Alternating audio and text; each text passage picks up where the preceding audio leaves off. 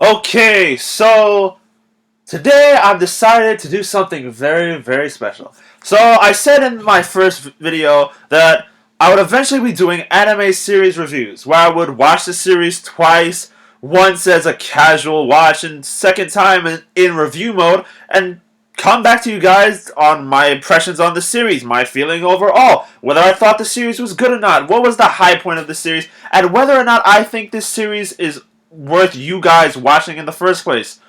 And that's what I'm going to do right now with No Game, No Life. So, before I begin, spoilers. Spoilers, spoilers, spoilers. My god, I do not want to hear in the comments section about people bitching, "Oh my god, I didn't watch the series, you're spoiling it for me." If you didn't watch the series and this video is spoiling it for you, why the fuck did you click on it? Fuck you.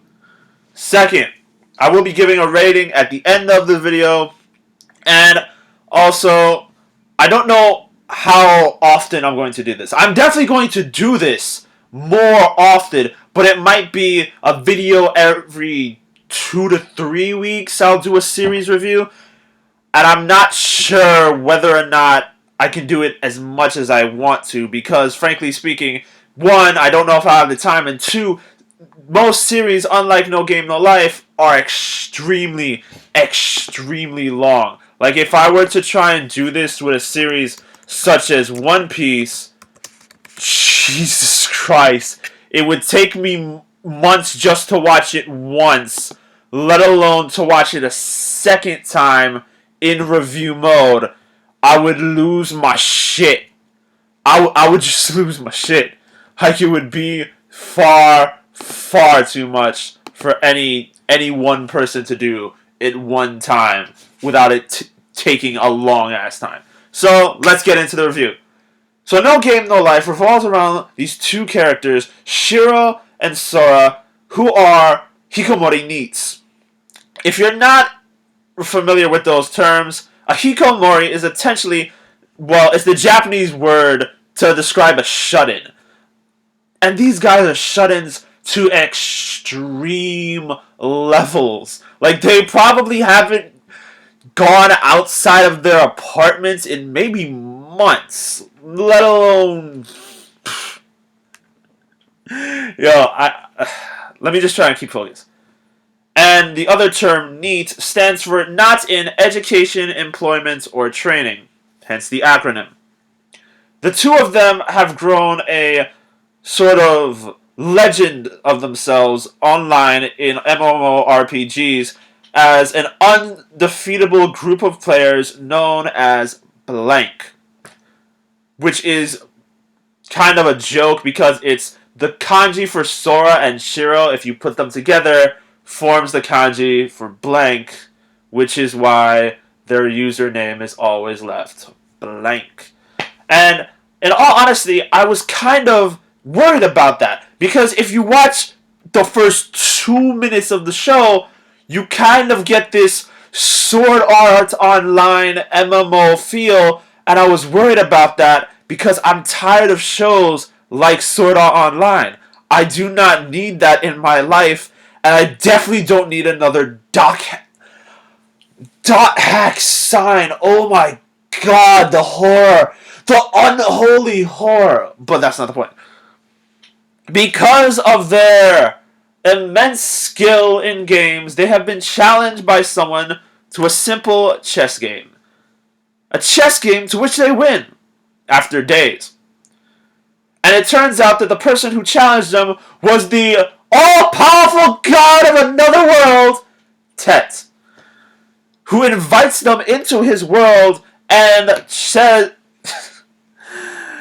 because they don't feel as if they ever belonged in our reality, he invites them into their world and decides to just let them run wild and play around in his world. It is truly amazing, his world of Discord. Or is it Disboard? I can't really see that. The translation and the subtitle was different twice for me, so I'm not exactly sure, but I think it's Discord. In their world, there are 10 rules, and I'm about to read them off right now. Proclaimed by the great god Tet. First, all murder, war, and stealing is forbidden in this world. Second, all conflicts in this world will be resolved through games. 3. In each game, the players must bet something of equal value. So, if you do not agree that the price of your left arm is worth 5 cents, we cannot bet those two things. Which I feel, if they didn't have that rule, people would do a lot. They would definitely abuse the betting system, if anything. 4, as long as it doesn't violate the pledge. 3, anything may be bet, and any game may be played. Number 5, the challenge party has the right to decide the rules. Number 6, any bets made in accordance with the pledges must be upheld. Number 7, this is very important. Conflicts between groups will be conducted and by designated... I cannot speak. The fuck is wrong with me? Will be conducted by a designated representative with absolute authority. Number 8, being caught cheating during the game is ground for immediate loss. Number 9, in accordance with... In the name of the almighty God who wears shorts Tet, these rules may never be changed. And number 10, let's all have fun and play together. So that sets up the basic rule system of the verse, but the important thing is the backstory of the verse, which is explained almost immediately after, which I like. Apparently, throughout this world's history, there has always been one God, one all-powerful God. And when the seat of the all-powerful God was up for grabs, wars were waged, civilizations were destroyed, millions were slaughtered, and it sounds so epic. Too bad you can't kill in this world anymore, but it sounded so epic. And when everything was settled, the one who survived all of this, who actually did not fight during any of these slaughterfests, which it honestly was Tet. He proclaims that the 16 races who fought, in order to prove themselves, would build him a tower and agree to his rules. It happened. There we go. The main driving force behind this series is gotta be whether or not blank is going to win. Because that's what's going to push you guys to watch the series. Because it's clear that they have skills when it comes to game. It's clear that they are hyper intelligent. Sora himself is a insane strategist. He plans out everything. In fact, for the most part, most of the games that are played are won before both parties even agree to it, which is amazing. The prep work that Sora and Shiro do beforehand makes the game almost always come out in their favor. Even if something dramatically unexpected were to happen, they still have set it up in a way that they have a chance to win. They've set it up so that no matter how many variables will pop up, they can still win. And this is what makes them special. And this is one of the things that was going to save humanity. Humanity is one of the 16 races that were fighting beforehand, and they are ranked the lowest. The ranking system among the 16 is based on their magical affinity involving spirit circuits and their connection to the source of all magic in their world, which I imagine to be Tet, because he's an all-powerful fucking god. He's probably the source of everything in their world. Like he ripped people from another dimension into his dimension. That's awesome. You're fucking god. That just says it right there. I'm going to be very off track. I just finished watching the series for the second time, and I'm trying to keep my thoughts together. I promise that in the future, my videos will not be this sporadic, but they'll probably will be. I can't help it. And because humanity is so low ranked on the list, they are one of the few groups who cannot use magic. None at all. At all. And they cannot even detect when other groups are using magic. So they're basically at an ultimate disadvantage. But Sora and Shiro have never seen it this way. In fact, they have more faith in humanity than the rest of humanity would have in themselves at all. Like, combined at all. It is truly surprising how these two people have, in their first week in this world, discovered the rules, discovered their history, reclaimed the kingdom, and gained the rights of that entire race in less than a week. In less than a week, they have adapted to a world that they've never seen before and ultimately became ruler of humanity. They are probably combined the most intelligent characters in anime and manga that I've seen. Besides all-knowing beings, they are the most intelligent beings that I've ever met. And that's great, but it leaves a slight air of, why am I watching this? Like I said, the reason why you're going to watch this series is to see, one, if they will ever lose. Blank is not normally used to losing. Sora and Shiro are used to losing. They've lost to each other, but when together, they never lose. And that's what they're trying to do. They're trying to, one, keep up their mantle, but two, they're trying to have a rematch with Tet. Because the game that brought them into this world was a chess match, and each race piece is a chess piece. You're going to have to, one, get each race's race piece, and then challenge the almighty god Tet to a chess game again, which is most likely going to be the only way for Sora and Shiro to leave this world. And they're going to most likely become God after doing so. This series is amazing. The openings and endings... The opening is an interesting song. It's really well animated. The ending is more forgettable. But overall, the music throughout this series, the visuals, the animation...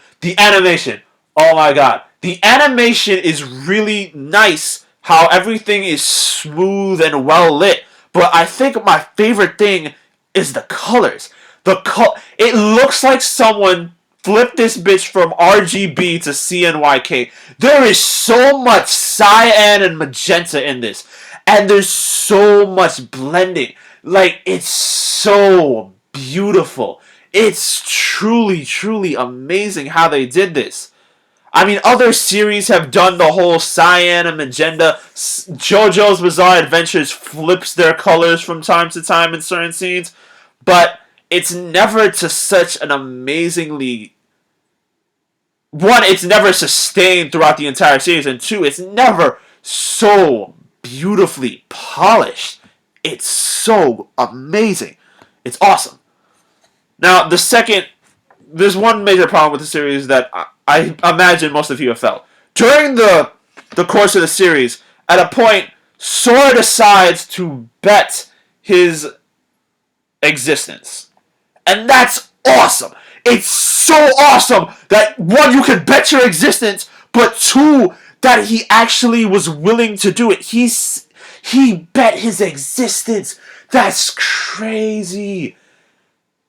It was just so awesome. But because that's not the season finale, because there were still episodes after that, because there were still bets made after that, it feels like it's a massive spike that didn't maintain. If you can imagine the series moving along in a certain pace to the point that there are small spikes of quality, but it gradually increases, him betting his existence is like a massive spike that just plummets back to, oh, you're gonna bet your entire race, okay, that's cool. You're gonna become livestock, but you bet your existence before. Can't you just bet your existence is race? You know, kind of keep up with the hype.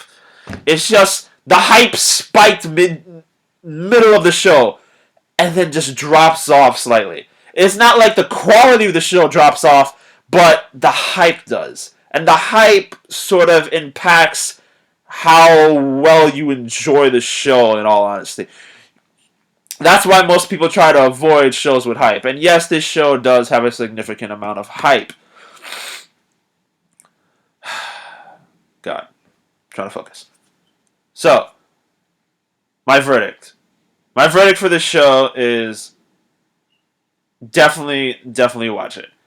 I watched the Japanese version first. I watched the English version just now as my second review version. And there's not much of a difference. I know a lot of people will complain the dubs are bad. The dub here isn't bad. There is a slight issue with the dub, especially when it came to my favorite scene. My favorite scene would be in episode 2 where Steph kicks Sora through the door and him and Shiro have a panic attack moment because they're hikomoris. They're not used to being separated from each other at all at this point. They've been in close-knit spaces for years to the point that them being separated make them panic. And when their voices in English seemed more panicked than their voices in... their voices in Japanese seemed more panicked and distressed than their voices in English, which kind of threw it off for me. And because I was so hyped for that one scene, that's the only real complaint I have for the English dub. If you want to watch the English dub and the Japanese version, or you would like to watch both, it doesn't matter. They're both good quality, and they're both going to get you to the story in a fine way. There's no, how do I put this?